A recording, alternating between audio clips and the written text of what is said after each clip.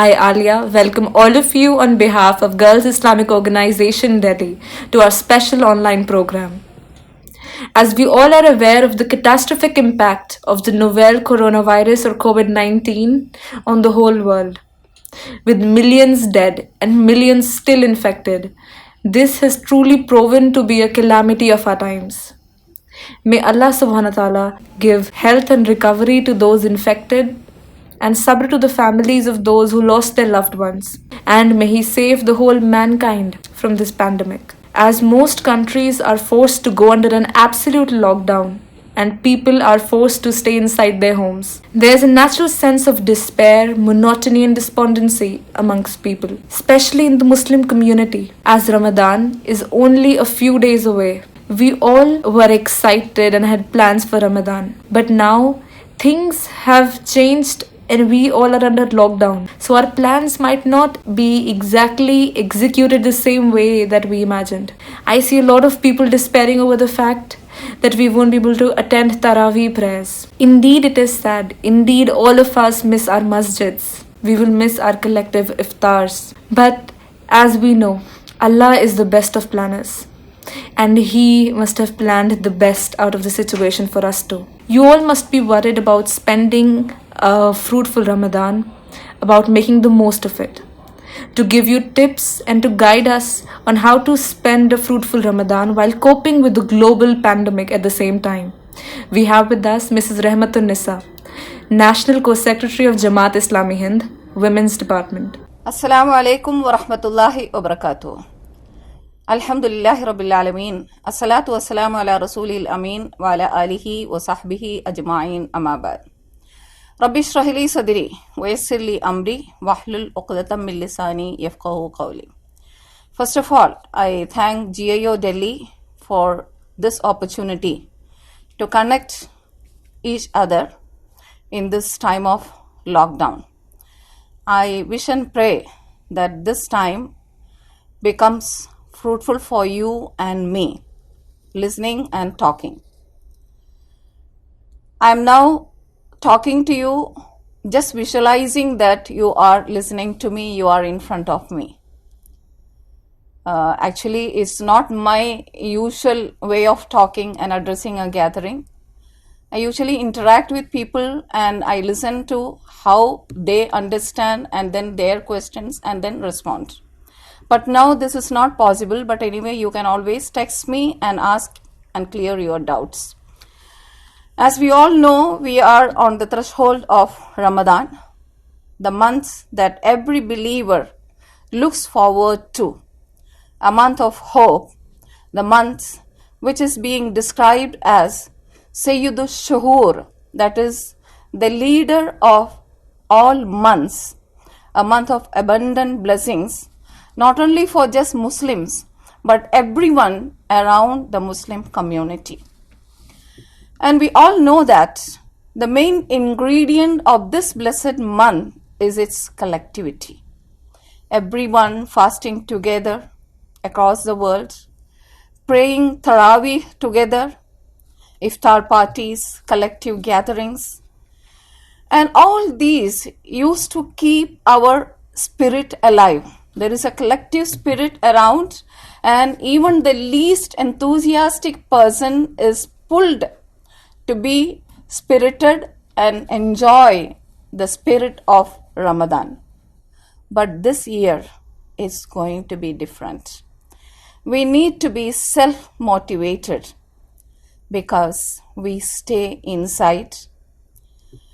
But we should understand that this staying inside, being locked down, getting isolated from people, this itself is an ibadah. See, we obey our rulers, the health officials, and stay inside.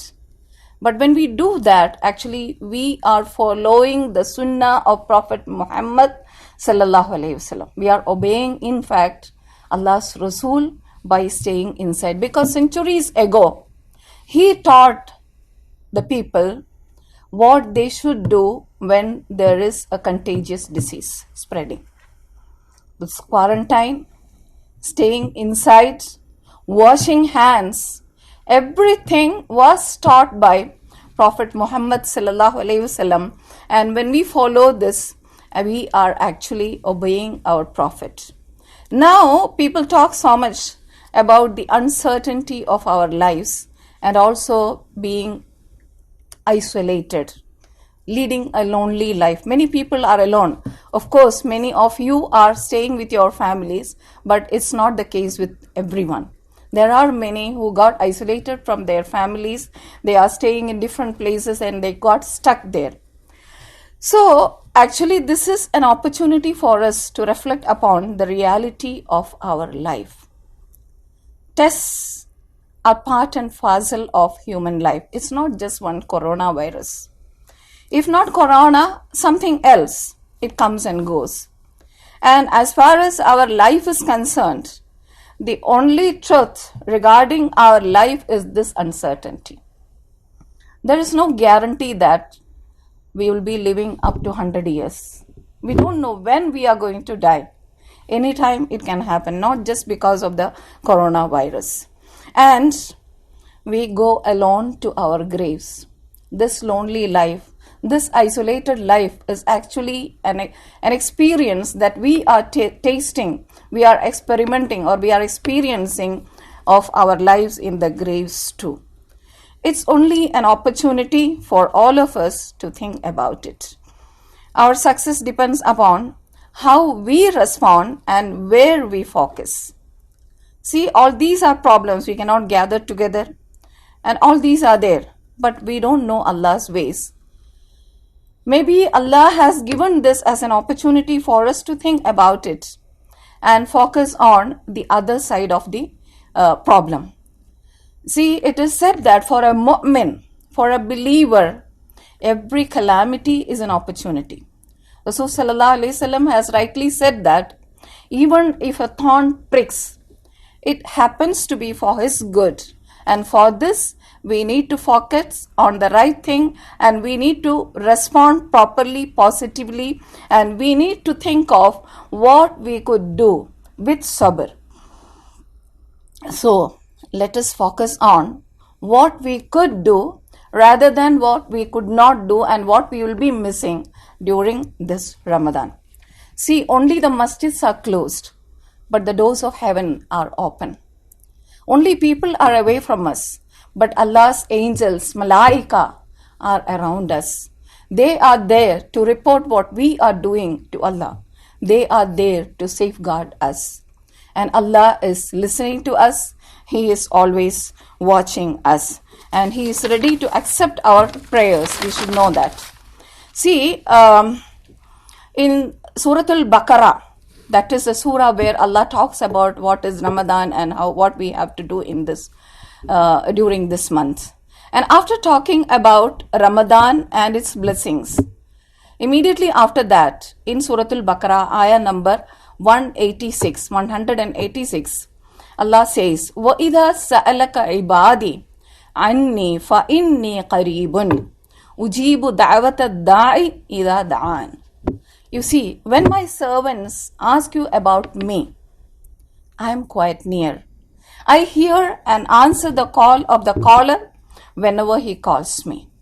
So let's see what we can do in this situation to make our Ramadan fruitful and productive, because Allah is very near to us, very close to us, and He is ready to listen to us.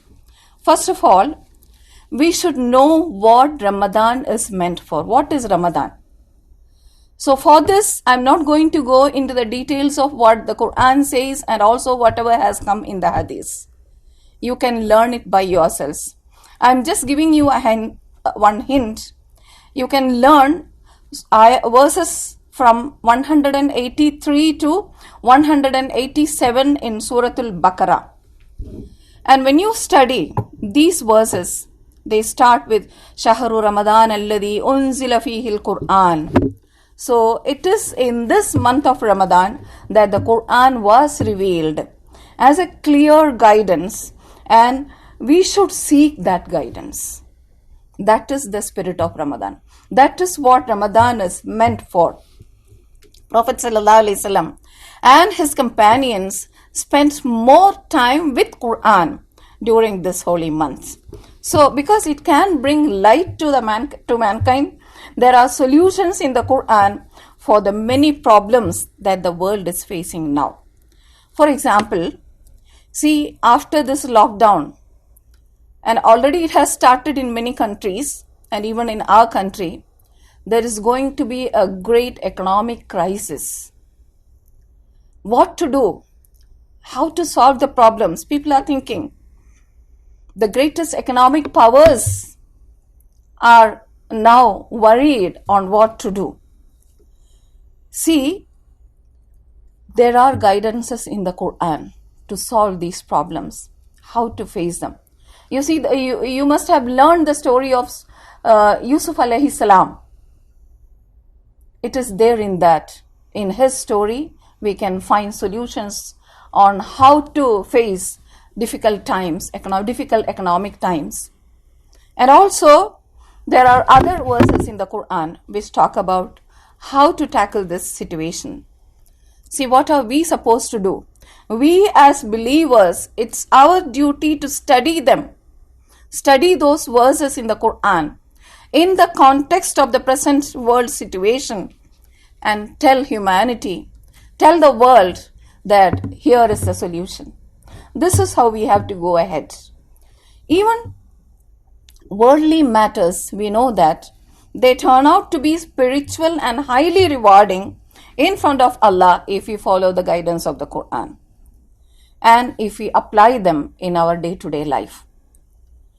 See, actually, in fact, there is no separation between worldly and spiritual aspects in the Quran. They are intermingled, and worldly aspects, worldly deeds also become spiritual and highly rewarding if we follow the Sunnah and if we follow the Quran. For example, before talking about Ramadan, in verse number 182 in Surah Al-Baqarah, Allah talks about what a man who is nearing his death should do regarding his wealth. He has to write a will. Something which we feel that is worldly, but Allah is giving the guidance to do that. And immediately after explaining what Ramadan is, what we have to do and all that, Quran is talking about the intimacy of the relationship between husband and wife. Hunna libasul lakum wa antum libasul lahunna. You are like dresses to each other. So, we learn the Quran, we study the Quran because it's a guidance for mankind, not only on spiritual matters, but worldly matters too, and we apply them in our day-to-day life. So, this is what the Quran is all about, and Ramadan is a time to go too much deeper and deeper into the Quran, and through the Quran to attain the intimacy with our Lord, the relationship, to build better relationship with our Lord, our Creator. See, if you flip through the pages of Quran, it's really a miraculous book. You feel that certain verses are revealed now, just now, only for us, only when we are facing this coronavirus COVID-19 situation. For example, in Surah Al-Baqarah itself, verse number 155, it has come in many WhatsApp groups and all that. وَلَنَبْلُوَنَّكُمْ بِشَيْءٍ مِّنَ الْخَوْفِ وَالْجُوعِ وَنَقْصٍ مِّنَ الْأَمْوَالِ وَالْأَنفُسِ وَالثَّمَرَاتِ وَبَشِّرِ الصَّابِرِينَ. We shall certainly test you by afflicting you with fear, hunger, loss of properties, lives and fruits. Give glad tidings to those who have sabr. You see, all these, fear. Now people are afraid that anytime they will be affected by the coronavirus, or anytime it will affect their dear and near ones. People are afraid that they will lose their jobs. People are afraid that they will not be able to continue with their business. So many things are there to be afraid of now. hunger. Many people go hungry because, especially the daily wage earners, we know they don't have jobs and they don't have the 3 times meal or even 2 times meal. Loss of properties. Many people have already lost and they will be losing. Loss of lives, we all know. And fruits, even now we come to know that many agriculturists, they are lamenting, they are crying because they are not able to sell their fruits, and also they will not get good crops in the coming days. So everything, if we put into the present day context, we feel that this ayah has been revealed just now. This is the experience with many of the verses in the Quran. If we put them into our present day context, our situation, our daily life, our family, we will feel that it is apt and fit for this time. But at the end of this ayah, Allah says, وَبَشِّرِ الصَّابِرِينَ. This is where our focus should be. Unless and until you have sabr, you will not get this glad tidings. Give glad tidings to those who have sabr. Sabr doesn't mean, okay, everything is lost, let me have patience and sit quiet, I will do nothing. That is not what is called as sabr. You knocked at one door, you cannot open it. Second door, you cannot open it. You knocked at the 10th door, even that door doesn't open. You knock at the 11th door with patience, with steadfastness. That is sabr. Continue your effort. If one method fails, in another method. This is what is called as sabr. And this is what we have to do. We should take our efforts, all that we could do to change the condition, to change the situation, not only for us, for the entire humanity, entire world. So this is the glad tidings. See, just because of a small, tiny virus, we are facing this situation. And this shows our helplessness in front of Allah. So whatever we boast about, power, political power, money, health, all these have come to dust. All these have become meaningless in front of a small, tiny creature like a corona. So we need to turn to the book of Allah for guidance. So we cannot ignore this book. We get misguided if we do so. So this book had changed history, has been changing people, and it will change humanity whenever there is a crisis. So we need to reread it, we need to revise it, and this is the way we get recharged. We should reconnect with our Lord through this Quran as a thanksgiving. And that is what Ramadan is meant for. So what is Ramadan? Ramadan is a month of the Quran. So it is the anniversary of the Quran to revisit, to reread and apply in our lives to the context. So the contextual reading of the Quran is the first thing and foremost thing and the most important thing that we have to do during this month. So having known what Ramadan is, let's talk about what we need to do. The first important thing is our niyyah. We have to correct our niyyah before entering into the month of Ramadan. We are observing fasting. We are doing all the deeds just to please our Lord, just to please Allah. And He has promised us many things for the people who fast. And we want to get that. And it is only and only for that we are observing fasting. See, any time I can die. So think that, just believe that this is going to be my last Ramadan. No guarantee that we will be observing the next Ramadan. Even this Ramadan, those who have completed the first day of Ramadan, there is no guarantee that they will go into the second day. So right from day one, right from the first hour, try to do as many good as possible, believing that this is my last chance. I may not get another chance. So let me do as much good as possible in this month to please my Lord. So that should be our niyyah, and this is what we call as the objective.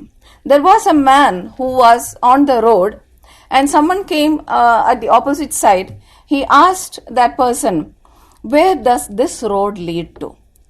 And the other person asked him, "Where do you want to go?" The man said, "I don't know."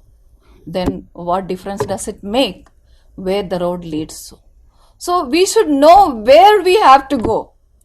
We should know our objective clearly so that it makes all the difference. So let us make a difference in our niyyah. Let us make a difference in our Ramadan by correcting our niyyah, and it is only for Allah and Allah alone. Now, the second thing is, let us make a strong decision that we will wash away, we will get rid of all that is evil in us. We will correct our, mend our relationships. We will abstain from talking or thinking or even doing anything that doesn't please Allah. It doesn't please Allah in other days, and during Ramadan it has to be all the more, it won't please Allah. We are not supposed to talk falsehood, engage in falsehood. And during Ramadan, let us take a decision that I will not engage in falsehood. And this is an occasion for us to correct our behavior. And Ramadan fasting is all about our struggle against our habits. We are habituated to many things, and during Ramadan we change the habits. And this Ramadan we are going to change even the habits of those Ramadans in our lives before all these years. So this fight, during this struggle, let's focus only on what is good, and let us be away from all that is evil. Even if somebody comes to fight, you have to say, "Inni sa'imun," I am fasting. This is what Prophet Muhammad sallallahu alaihi wasallam has taught us. So this is what we have to do. And then the next thing is, make a plan. See, I enter into Ramadan on the first day of Ramadan, and when I exit from Ramadan, I have to be like this.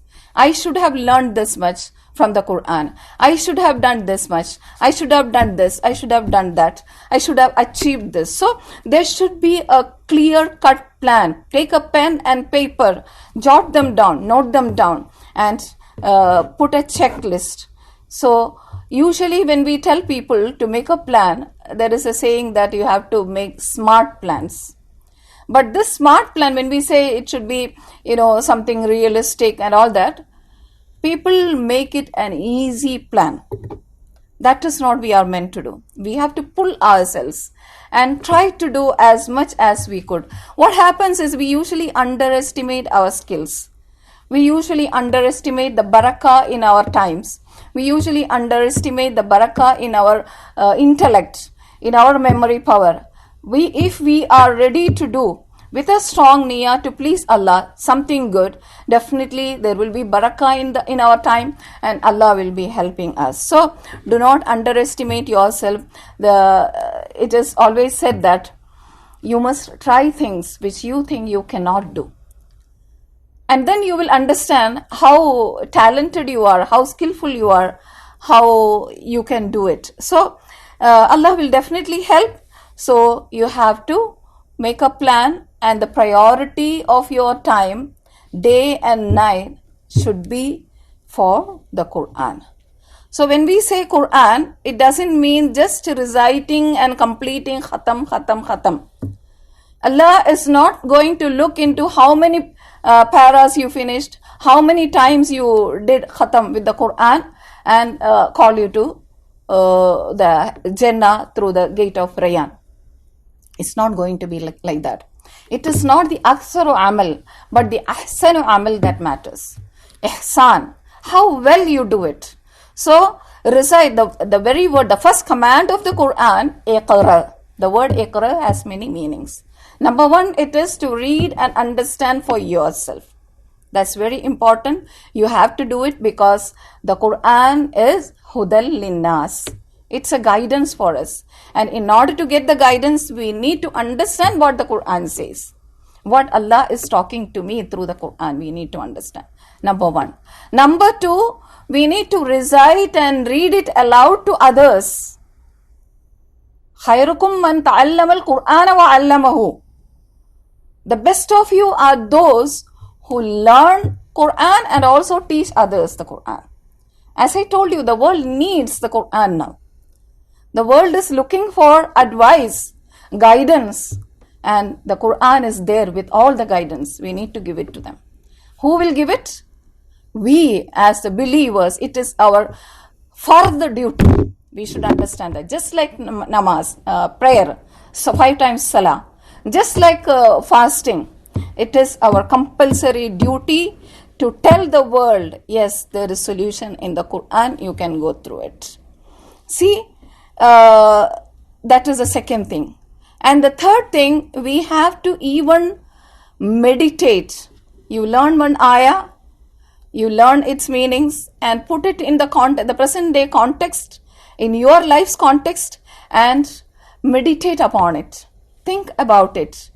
Many ideas will come to your mind. Nowadays, one of our main problems with all the social media and everything is we don't give time for simply sitting and thinking. I tell you, my dear brothers and sisters, find some time before Salah or immediately after Salah to sit and think at least for 5 to 10 minutes on what you have learned that day from the Quran. Definitely you will get more ideas and you will be able to progress. So that is the main thing that we have to do. We need to jot down. And to my dear sisters, I request you to reduce the time of cooking as much as possible. And also I request my brothers, there is no harm in sharing the kitchen work with your wives so that they will also get some time to sit and read and ponder over the Quran. And finally, our du'as. They are very important. Through the Quran, we talk to Allah, we listen to Him, and through our du'as, Allah comes to us and Allah is coming closer to us. See, we have many things to pray for. And it is our du'as that give us the positive energy to go forward. See, we need to pray for the world. I am sure that this time will pass. And Allah is not going to test us for a very long time. This will pass. And Ramadan is the best occasion to pray, and through the power of Ramadan, let's take a pledge that we will pray and we will request Allah to change the world, the condition of the world, and this coronavirus and all these problems will come to an end. We shall definitely overcome. And this situation will change because there is always light at the end of the tunnel. The only thing is we need to go through the tunnel. The darkness of the tunnel we need to cross to see light at the end of the tunnel. We need to move forward. So, and for this we need courage, and that courage, inshallah, definitely we are going to get from the Quran through our du'as, and may Allah help us to spend Ramadan in the best way possible. May Allah help all of us to come through Ramadan in a better way, as a better person in the coming days. وآخر دعوانا أن الحمد لله رب العالمين. السلام عليكم ورحمة الله وبركاته.